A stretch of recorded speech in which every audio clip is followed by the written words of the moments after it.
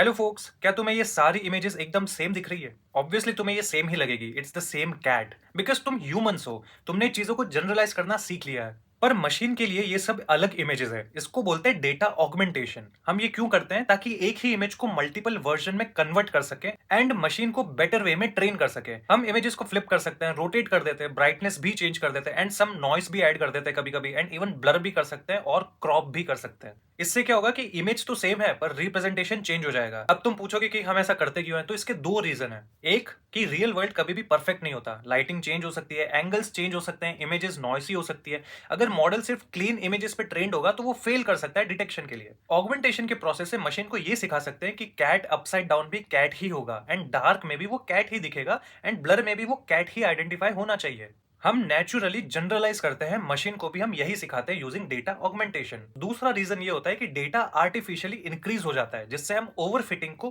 Prevent कर सकते हैं एंड मॉडल भी बहुत स्ट्रांग बनेगा because overfitting has been prevented. अब तुम बोलोगे कि ये टेक्निक आखिर यूज कहाँ होती है? तो ये टेक्निक यूज होती है image classification models like basic सीएनएन्स में, या फिर object detection models like YOLO और आरसीएनएन्स। इवन फेस रिकॉग्नाइजेशन सिस्टम्स में भी ये बहुत यूज होता है for training purpose. And self driving car तो पूरा बेस्ड ही इसी सिस्टम पे है कि कैसे अलग अलग एंगल एंड अलग अलग ब्राइटनेस में हम दूसरे ऑब्जेक्ट्स को डिटेक्ट कर पाए। तो using these 90 seconds videos, I'm trying to build your basic foundational knowledge, and based on that we will build more detailed and advanced level concepts of deep learning on top of these foundational knowledge. So I hope this is helpful. Bye bye.